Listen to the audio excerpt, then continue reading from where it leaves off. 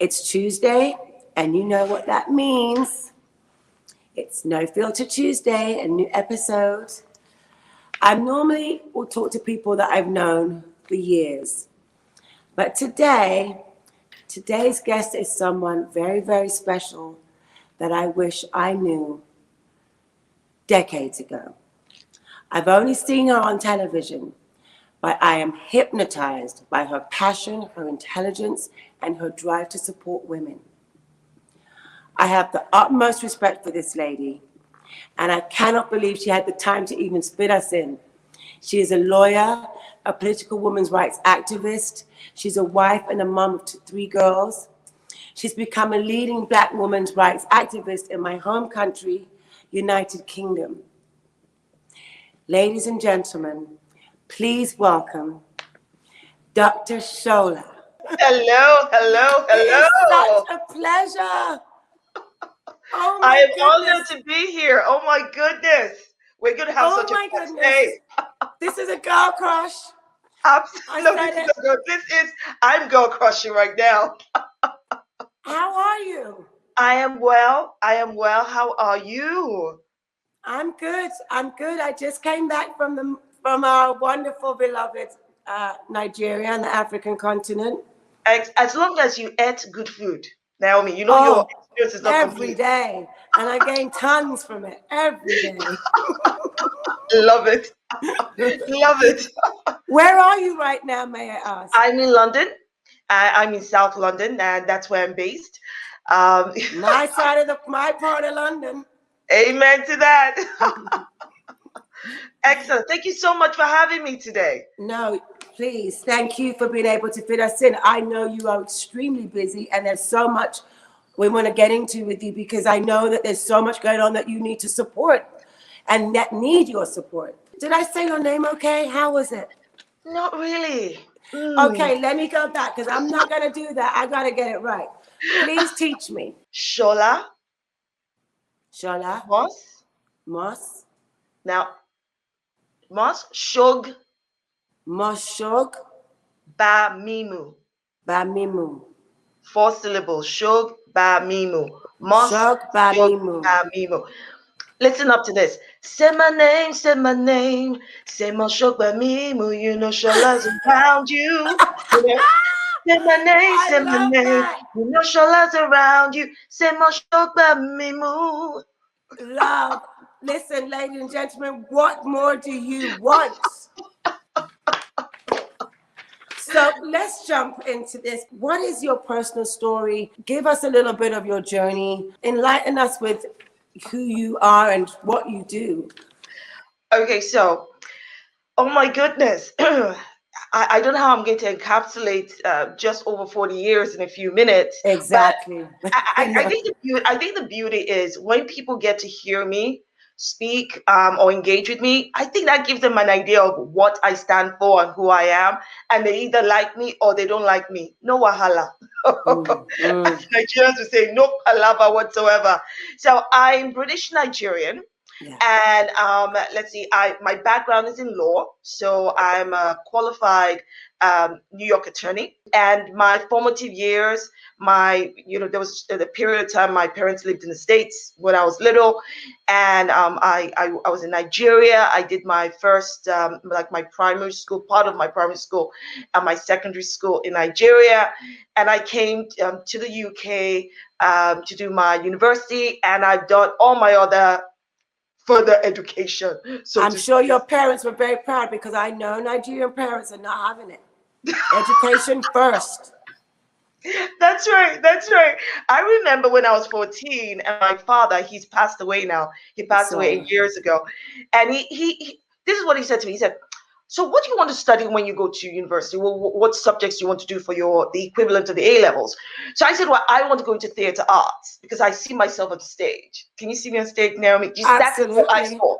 Absolutely. Follow me your confidence, please.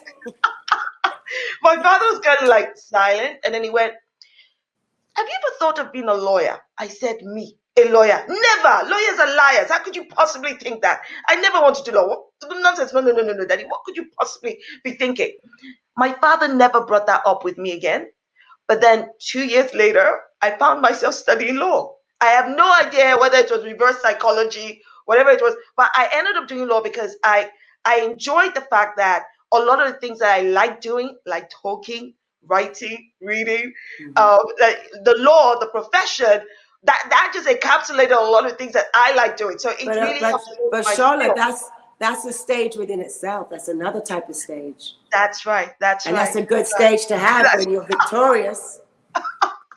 And I'm a mommy of 3 girls. Three girls. Yes, 3 What's girls. their Oh my ages? God. They are 14, 11, and 8. They've got minds of their own. They give me their opinions every single time. I have no idea where they get it from. Don't look at me. They're like, they say things like, "Well, mommy, let's just think this through." I'm like, think what through? Do you know how old I am? Of course, I've thought it through.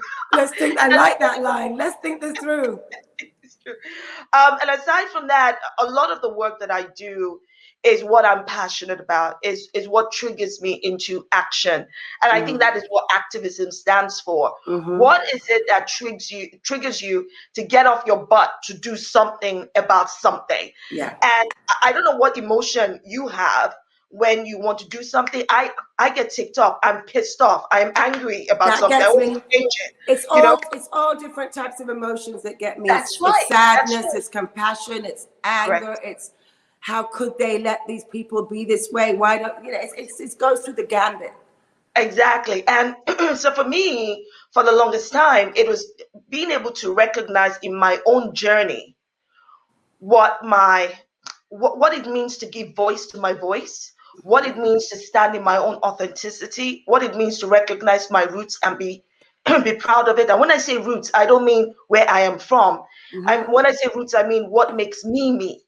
What is it that makes me me? All of those elements, from what I was taught to the choices I've made, right or wrong, all of that.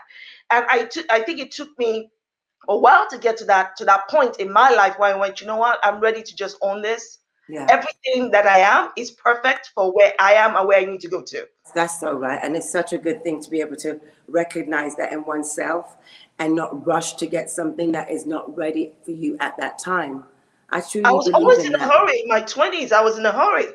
In my 30s as well, I was in a hurry. I had no idea why. But by the time I reached the big 4-0, I went, hold up, wait a minute.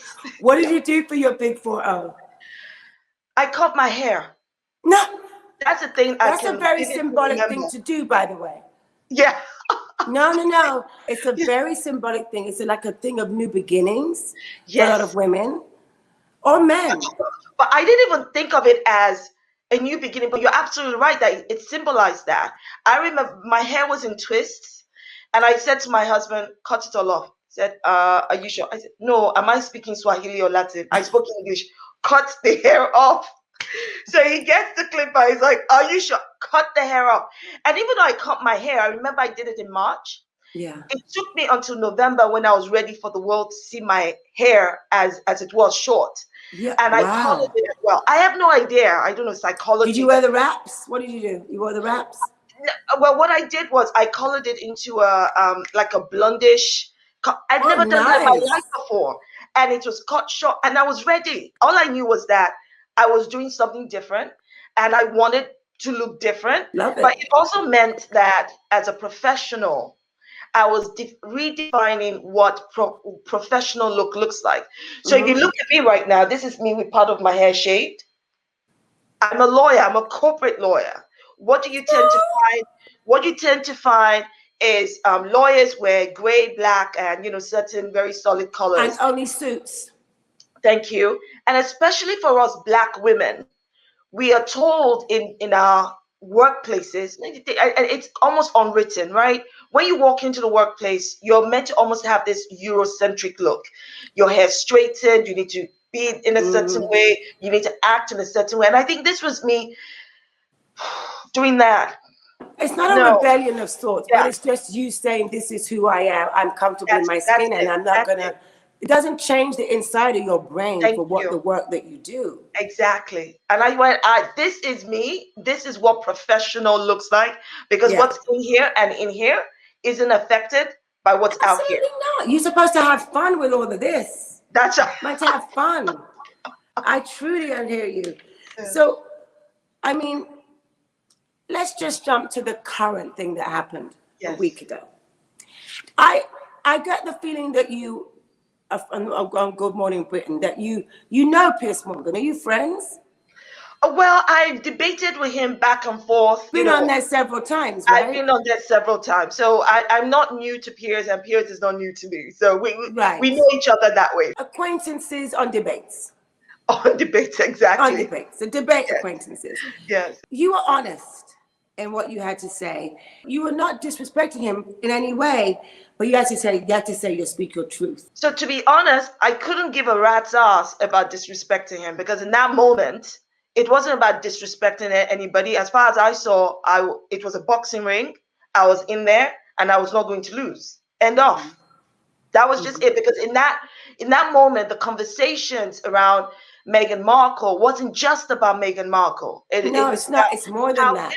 Exactly. It's more than that. It's about how women are treated. It's about how we speak about each other. It's about how those words, the words coming out of his mouth, were undermining other people who were experiencing what she said she was experiencing. So whether it's mental health, racism. It's about women. It's about Black women. It's about Black people in the United Kingdom. Correct. And in that moment, to be honest with you, it was just, as far as I could see it, I wasn't thinking, I was not looking at the rest of the world. I was looking at Piers Morgan. Straight and up. we were having a conversation. And that conversation to me meant, as he was speaking his truth, I was speaking my truth. And neither of us, I mean, we're the kind of people that we give as much as we give, and we give, right?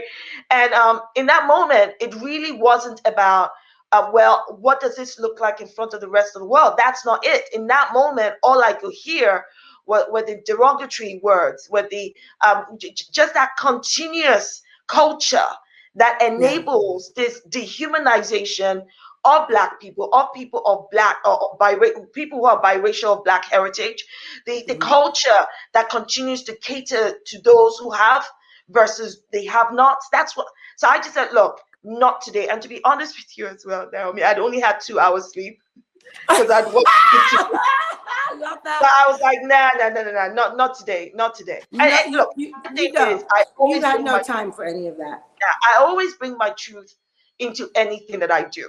I think that's very clear about you. I wish I knew you in 2000. I had a little run-in with Piers, and it was Piers, but it was also the system.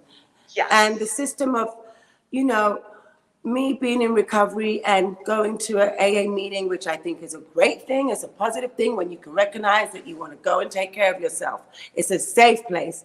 And me being shunned by and made to feel ashamed of going, I'm not feeling ashamed. I'm like happy. It was a great meeting. And I have the right to come out smiling, but I didn't feel it was correct that I had to read that I am a bad person. I should be ashamed of that. So I've had my runnings too, basically with Piers and, the press, but I'm standing. And Amen to that. I didn't think I would do it because everyone told me, I'm going to fight for the rights of the privacy for us to have to feel safe, to be able to go to meetings and take care of ourselves. And I did it for 3.5 years and it was draining. Wow. But I won. Amen. And it wasn't a win for me, Naomi Campbell. It was a win for all of us who are in vulnerable places that need the anonymity and to feel safe to be able to do so without being pinpointed and targeted that we're doing something wrong. Exactly. And I totally agree. It's unfortunate that the society we live in continues this habit. And it intersects all the time. You have the patriarchal structure that intersects with the structural racism, and that intersects with the inequality, all other kinds of inequality. So it does create a very toxic environment. But I have to say something, Shola. I don't want to say, would they have done that to a white person? Go into a meeting. Back then, many well-known people went to meetings. No problem. So it makes you think. Yeah, it does make you think. And it also, if you think about the intent behind it, It's the intent, and then the The language intent. being used to describe the person, the language, the rhetoric being used. What is the overall? Look, bottom line is, it is clear that particularly here in the United Kingdom, the British press love to profit over people's downfall, over Misgivings. flaws, over their hard times, as though that should be something we should be celebrating. No.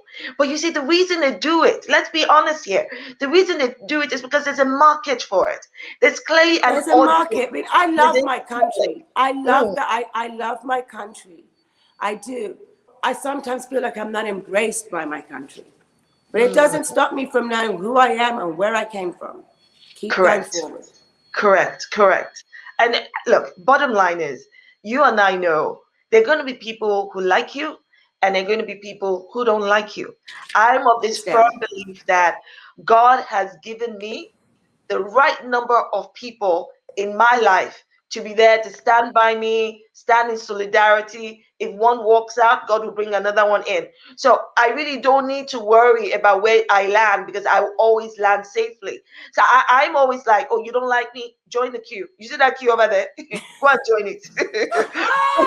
Go and join your mates. Let's see how far that gets you. Oh, you're hilarious. I love you. I also read that you said your husband deserves an award being married to you. I think that is so endearing.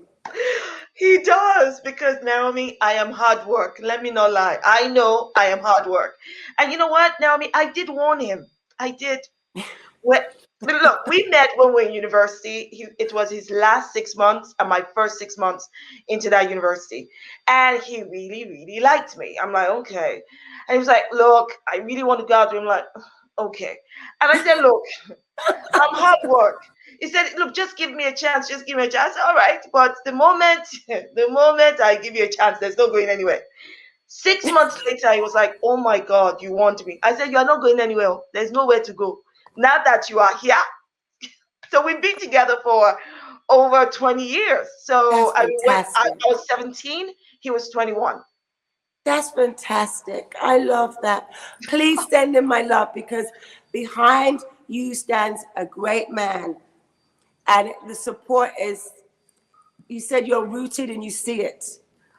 You Amen. know, Amen to that. what is the future of Mm, women and England, and how there's a lot of changes that need to be implemented, Shola? yeah. Where do Yeah. you start? Where do you begin? Okay. Can I just say this? And this is not just for the UK. It's not just for the British society. It's also for the American society, because there's just so much similarities between, Absolutely. the patriarchal structure is pretty much rooted the same, right? But what I find, I mean, yes, we've had incremental changes. 100 years ago, women got the right to vote. And people are still talking about, like, oh, that's the biggest thing since, sliced bread. I'm like, hold up a second. We may have gotten the right to vote 100 years ago, but tell me where the real differences are, when we still have gender pay gap, when we still have real issues around domestic abuse, women still being treated as a weaker sex, and not being recognized for the contributions we make into society. All of these things matter, especially when you then break it down into the marginalized voices. So women are marginalized, but within that marginalized group are further marginalized people, women who are Black and ethnic Mm, minorities. Because mm. even when you think about the fact that anytime we say, okay, a woman must be on the board, generally it's a white woman that will be put on the board first. Think about that.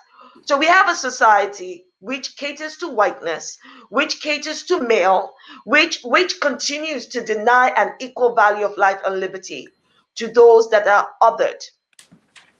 This, for me, is a struggle that is not just for women to fight, but also for men to fight. I think men in 2021 should be ashamed that the patriarchy as a structure still exists. Mm. Women, we should all be fighting together, but we know that there's some women who are not really in this fight with us. As far as they're Yes. concerned, they will be the first to boo us. They will be the first to go, well, what are you complaining about? It's not a big deal. Think about the whole Me Too movement. How we still had women who were ready to say, well, you're overreacting, you're being insensitive, and this is how things are done. No, this is not how things should be done, right? If a woman says no, no is no. Why are we still in a society that blames women for atrocities done against them? What does it matter what she was wearing? What does it matter if she left her home at, I don't know, 11 p.m. at night? Of what relevance is that? Leaving your home at 11 p.m., walking through a dark corner is not you consenting to be murdered, to be raped, to be hurt. And sure as heck is not consent to be blamed for the atrocity being done against you. That is the society we live in. Now, I do have hope. Don't get me wrong.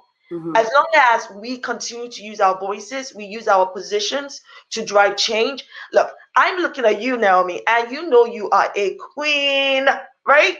Now, there will be things, yes, thou art a queen. Now, there are going to be things that you saw in your time, going up. Sacrifices you had to make, choices you had to make, difficult choices you had to make, right? That you would immediately recognize in another young model. And you will use your influence and what you've achieved to straighten that crooked path and make it easier. That's pretty much what I do. Exactly. Right? But if we are not doing that, if we're not bringing others up with us, then we are part of the problem, not the solution. People have to bring the others. You have to share it. You have to pass it on.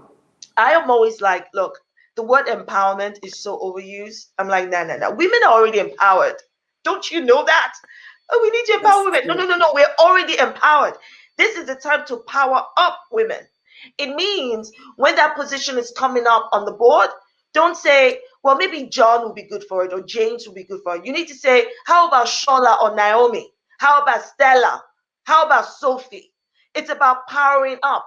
And I have to tell you what you're saying. I 100% agree, and I'm going to tell it straight. Recently, since last June, July, I've been having a few phone calls from friends saying, "Oh, we've just put a person from Nigeria or the person on the black person." I'm like, but why you got to pinpoint that? You should be doing that anyway. If they are right and have the qualifications for that job, for that gig, they should be on that board. Correct. Why is it like it's not, you know what I mean? But that's because the society we live in right now, it's like we have to force diversity and inclusion into people's subconsciousness, which is why you have all those tick box exercises. I feel proud to keep I feel like, oh my God, here she goes again, diversity, inclusion. But I can't, I try not to, I try to say it in different ways, but it's the action also, the action is very important. The action is the most important thing. And that's why when what I'm about to say next, when I say people go, what does she mean? I'm like, look, thank you for your equal opportunities. But if your equal opportunities does not translate to equal outcomes, I'm out of here. I have no time for this. Don't tell me you're giving me an opportunity when it won't translate to an equal outcome. That I have to fight twice as hard to get an equal outcome, and somebody else who's got the same so-called opportunity is rising higher. There's nothing. Oh, hallelujah to hear you say this. Music to my ears. Been through that. And a lot of people are still going through that. And I think as long as we continue to speak up about these things and be very vocal about it, I'm confident we will see change. Now, how much change, I don't know. But I know that if I'm not talking about it, I'll be restless. If I'm not doing something about it, I'll be restless. So if I'm honest, it's not necessarily about when change will come that will give me satisfaction right now. It is the fact that I'm doing something every single day to bring about that change. So whether that change comes in my lifetime or afterwards, I will know just before I go meet my maker that, you know what, I have few regrets because I did it my way. Oh, wow. I mean, what were you like as a child? Were you like? Oh, Lord. Okay. Troublesome. Yes. Noisy. Yes. I remember my father telling me that when I was about 6 or 7, I led my classmates to lock the headmistress in her office. I said, why would I do that? He said, well, you were asking for more food and you were not happy with the food that he'd given. At school, protesting at 6? How old? Yeah, about 6 or 7. And that's the only reason I believed him, is because he mentioned food. Because you see, food and I have a very special relationship. So clearly, Shola at 6 was, I understood what was important. So, excuse me. So you locked her in. How long were you locked her in for? I have no idea, because when my dad reminded me of this or told me about this, I was like, what? I had no recollection whatsoever. Okay, But he got called by the school. Did you get better food? I have no Most idea. important. I don't know. The fact that I did it at all, Naomi. Oh my goodness. And they pointed me out as a ringleader. And the school called my dad. So when he told me, I was like, why would I do that? And your dad said, no, not my daughter. She would never do something like that. I don't even know what to say. But I think in my childhood, I loved reading a lot. I grew up on books written by Enlightened, so Wishing Chair, Power Tree. Me too. I read, so many. I read Nancy Drew's. I loved all the mysteries and C.S. Lewis. Yes, I just loved all of them, and I read a lot of African literature as well. So it's that helped to build my bank of experience through books and of course through my relationships with people. But I loved it. Reading books was just one of my favorite things, and I love dancing. So you love to escape into the fantasy, into another world, and you love dancing. We should have been, I'm older than you, but we should have been. I wish you were my time. I wish you were my friend.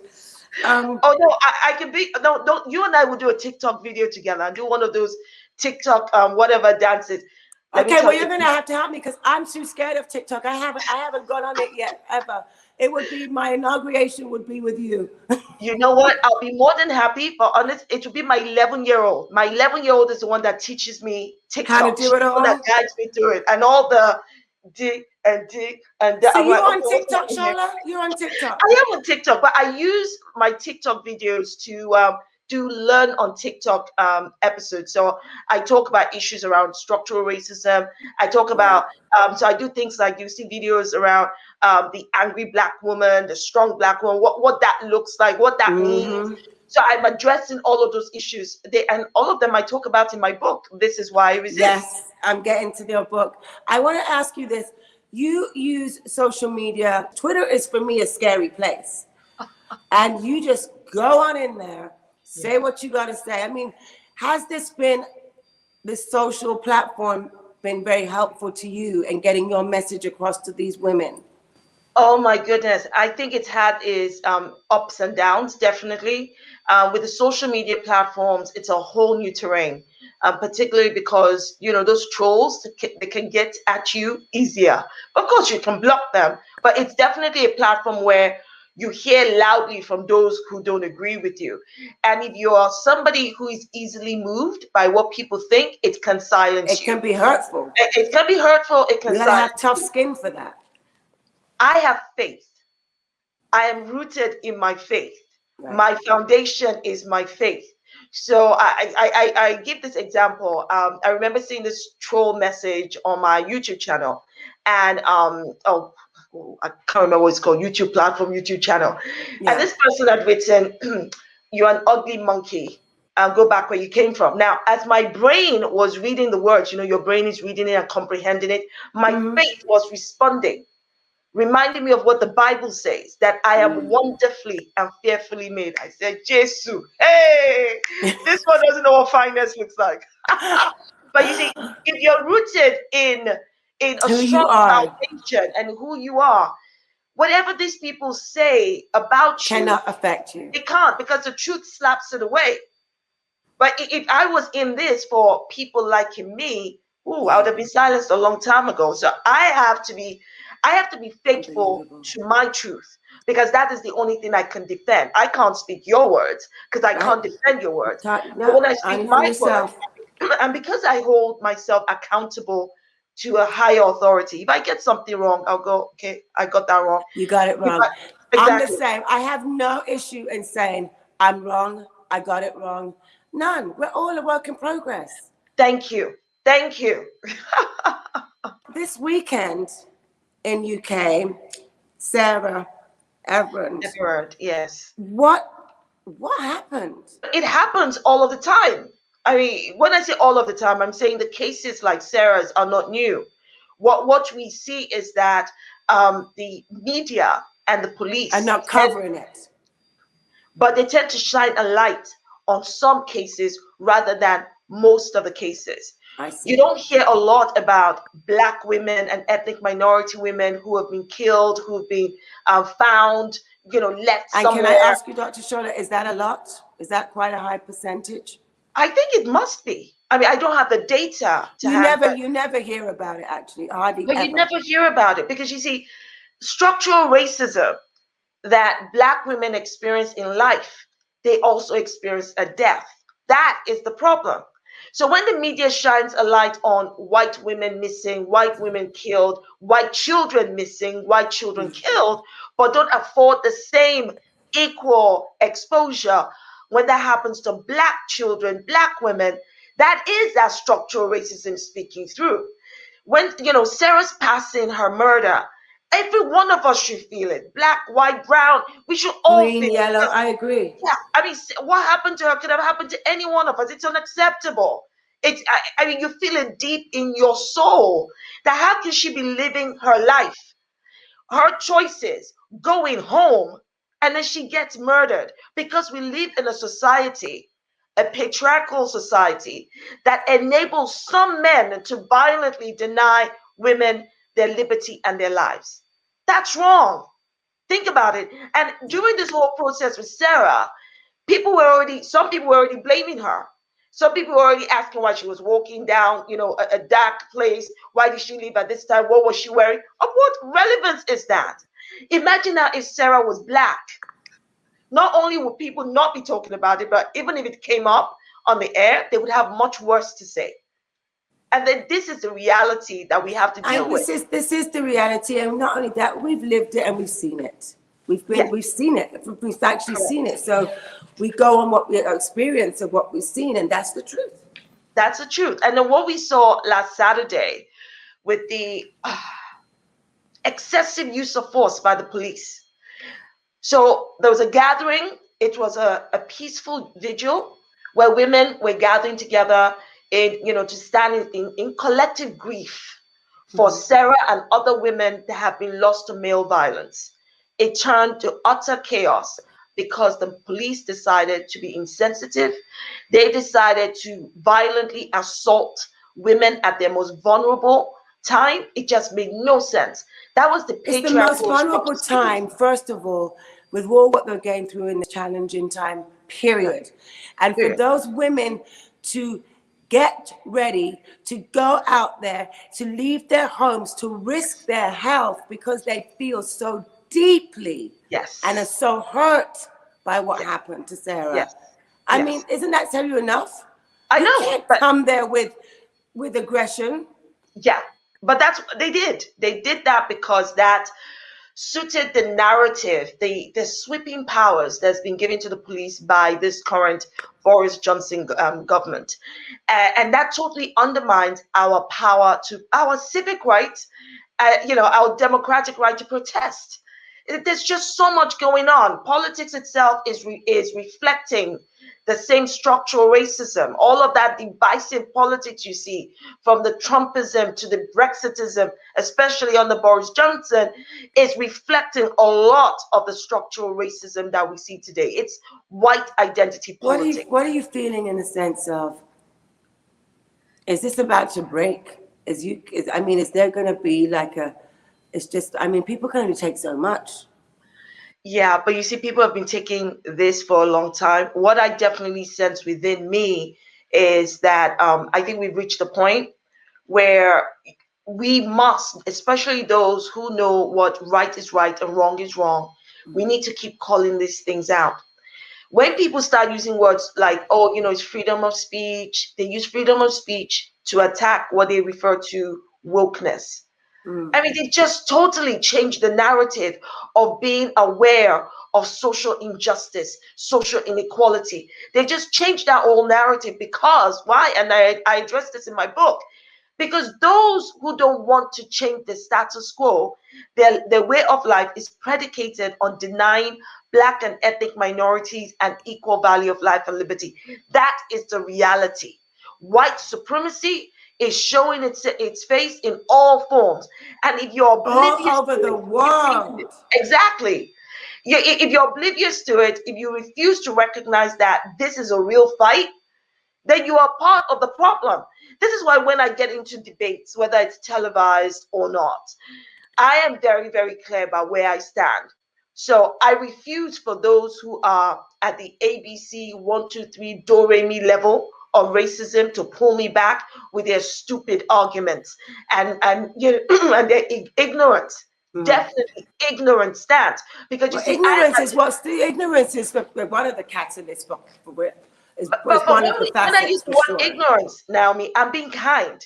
No, these people are outright racist or enabling racism and feeding white supremacy. So what they want to do is hold us back at that level, as though we should be spending time educating them. And I'm like, hold up a second. I'm at the calculus level, the Pythagoras theorem level. I don't have time for you. And you are not going to exhaust me by making me spend time arguing with you, like I'm, throwing saliva at a wall. And that's what they want to do. And so that you forget the message of what you came there to deliver. Thank you. No. That's the most important, that you get your message across, that you deliver. Thank you. Because I am only human. I am only human. So if I spend a lot of my energy fighting with people who want to zap my energy, how am I going to have the energy to fight on the front line? Don't get me wrong. There are times I will get into that boxing ring with some of these ignorant people, but there's a time and place, and that time and place is not when you ought to get your message across. So all I'm saying is I put them on notice. If you come at me in the arrogance of your ignorance, I will verbally shut you down. Period. Because when the good Lord was giving out patience, Shola was not in that queue. I just was in the queue. I'm with you. I didn't give me any either. I didn't get any. Why can I have some? Because you see, part of the problem I find is, especially today, people want you and I to have a calm conversation about racism, to have a calm conversation about discrimination. And I'm saying, you see the way I'm speaking right now? This is me calm. Don't try to police tone my body language.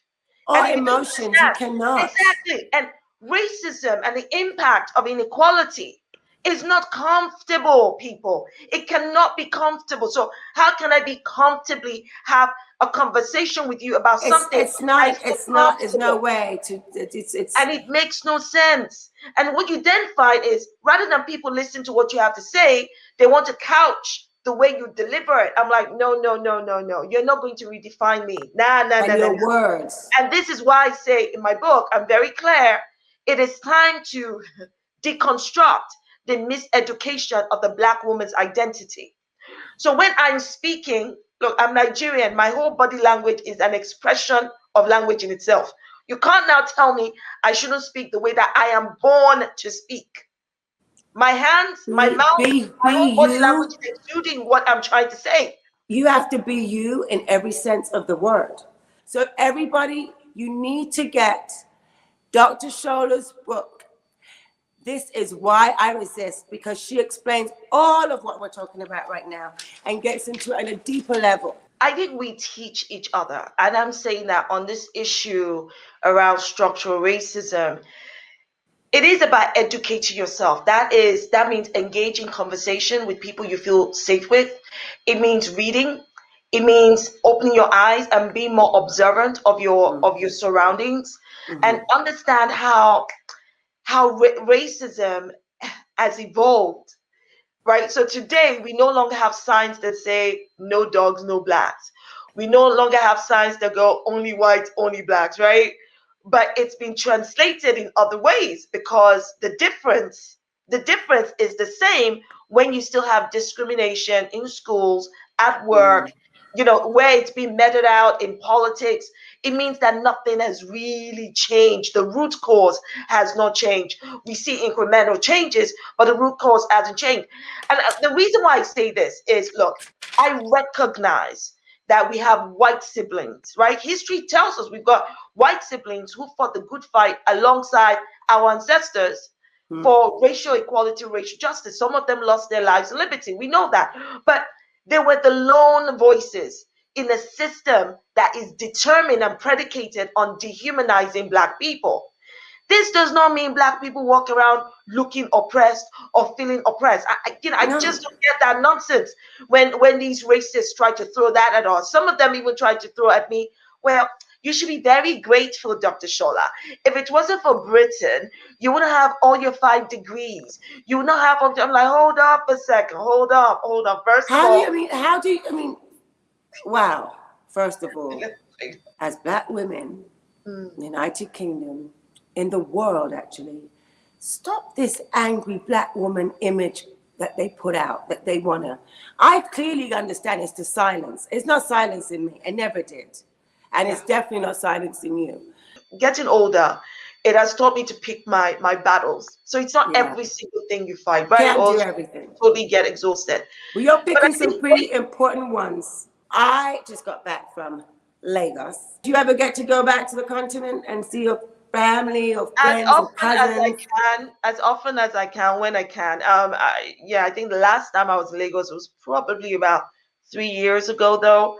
But when I can, I do head back. I just love how you empower women and girls and boys, empowering the culture. We need your voice. Wow. We really do. And we need your voice. I'm so happy to know that you have your voices in England, because for so long, there was no voice for us. The culture, the media, think about it. How many Black voices do they put on that stage? The media.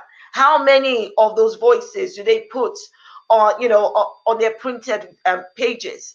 I think that there's so many Black people of African heritage, Afro-Caribbean, who are doing so much work, but it's not being talked about in the public light.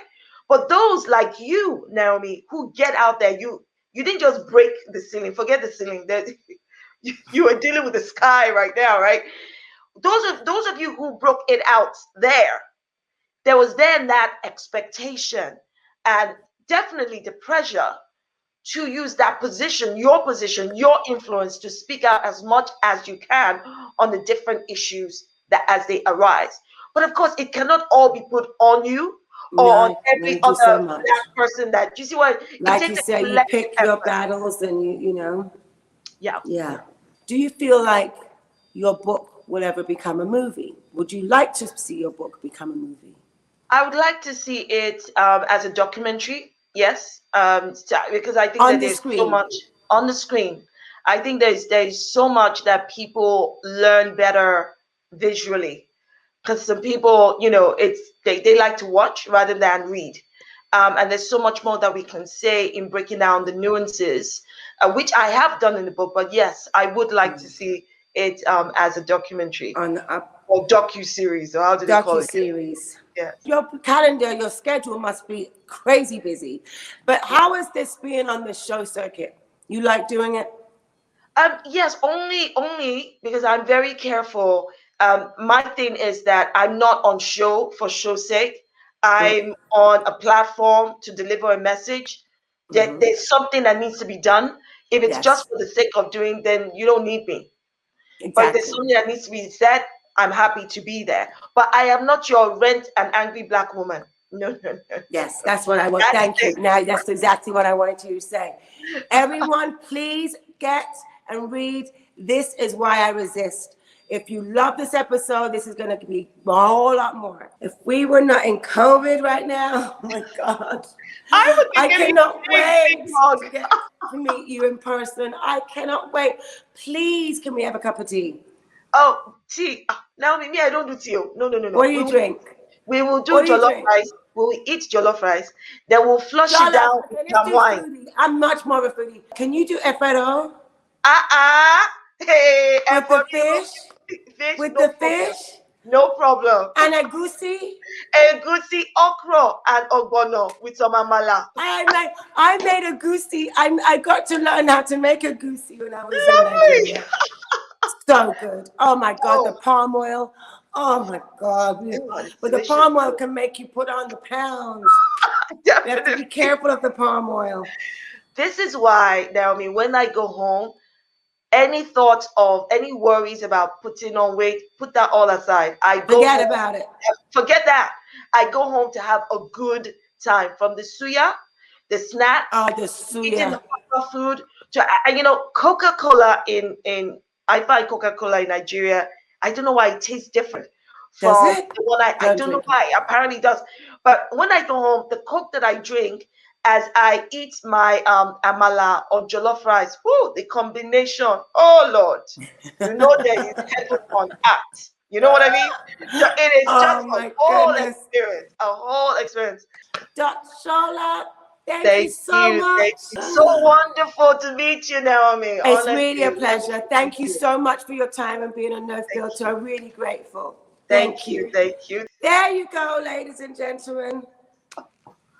Dr. Shola, a force. And I honestly don't even want to stop talking to her because it's such an education and it's such truth that a lot of people don't want to say.